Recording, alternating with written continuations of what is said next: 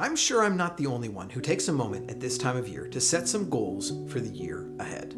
Last year I set a goal to get my health and fitness on track. I went out, bought an exercise bike, and put it in the middle of our living room. And to make a short story even shorter, if you look closely, it's no longer there. I failed. Was my goal to get back in shape unrealistic? I don't think so, but there was one issue. My self-image wasn't capable of achieving that goal. You see, we are rarely taught how important our identity, what we think about ourselves is when it comes to goal setting. Let me explain.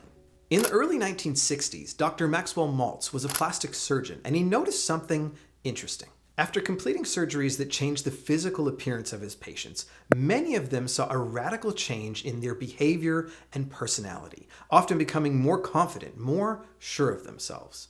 But there was also a set of patients that went through plastic surgery, major physical changes, and came out the other side with no discernible effects to their personality, behavior, or character. In fact, some of those patients went so far as to accuse him of having never done the surgery, even though friends and family of those patients could barely recognize them. And what Dr. Maltz recognized is that it's your self-image, what you think and believe about yourself at the core of who you are, that drives personality and that drives behavior. You can make physical changes to your outward appearance or whatever that may be, but if your self-image, what you believe about yourself, doesn't change, then you may find yourself continually dissatisfied. On the flip side, if you change your self-image, you can change your personality and behavior. So how can we do this? How can we change our self-image so that we can ultimately achieve the big goals that we have for ourselves? Before we dive deeper into some action steps, have you hit the subscribe button yet? It's going to be an amazing year ahead. I'd love to be a part of that adventure with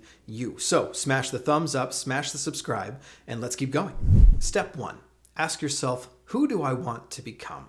We often sit down at this time of year and ask ourselves, what do I want to accomplish in the year ahead? And this leads to things like, I'd like to lose a certain amount of weight, or I'd like to write a book, or I'd like to save a certain amount of money towards retirement or that first home. This question often leads us towards specific, quantifiable goals, often referred to as SMART goals. But as I learned with the exercise bike, if our self-image doesn't believe that we can achieve these goals, then we really don't stand a chance of achieving them. I've also found that when I think about goals in my personal life, they often don't fit inside this SMART goals framework. Goals that are specific, measurable, achievable, relevant, time-bound. Having goals to be a better spouse, husband, to be a better parent, to grow in my faith. These are great goals, but how do you quantify that? Which is why this idea proposed by Dr. Maltz and more recently talked about by James Clear in his book Atomic Habits is so awesome. Instead of talking about what it is that you'd like to accomplish in this coming year, let's talk about the type of person that you'd like to become, your identity. What type of a person competes in a marathon?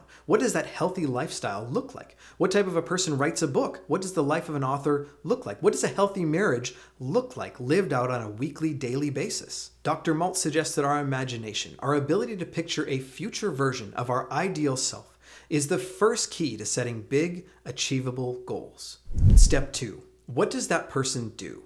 Now that you have this idea in your mind of the type of person that you are aiming to become, pause for a moment and get a clear picture of that person. How do they live their life? What do they do each day? What type of decisions do they make? What type of values do they have? You will reinforce this new identity by making simple, small decisions each and every day that line up with that new identity that you're reaching for. This is where Dr. Maltz says that we can change our identity not by our knowledge or intellect, but by our experiences, what we do each and every single day. And if we have this picture of our ideal self, the identity that we want in our future, the only way to change and move towards that is to change the actions, the experiences that we have each and every single day. So take a moment to break down some of the consistent habits and daily actions that your ideal self does on a daily or weekly basis. If your goal is to be a better spouse and have a healthy marriage, or to be a better parent, then you're probably talking about quality time. If your goal is to be a published author, then you're talking about writing on a very consistent basis. At least that was my experience. Think about this ideal self and write down, what does a typical day look like for me 6 months or a year from now when I'm actively achieving and going after my goals? Step 3. When is this going to happen in your day or week? Following right on the heels of what your ideal self does on a daily or weekly basis, now we need to go the extra step and map out when. When inside of your day do these actions actually happen? This is where I really failed with the exercise bike. I said that I would do it when it fit in my schedule. Now, I'm sure you've got a busy schedule. I've got 3 little girls, a beautiful wife, a full-time job. Life is full and fun.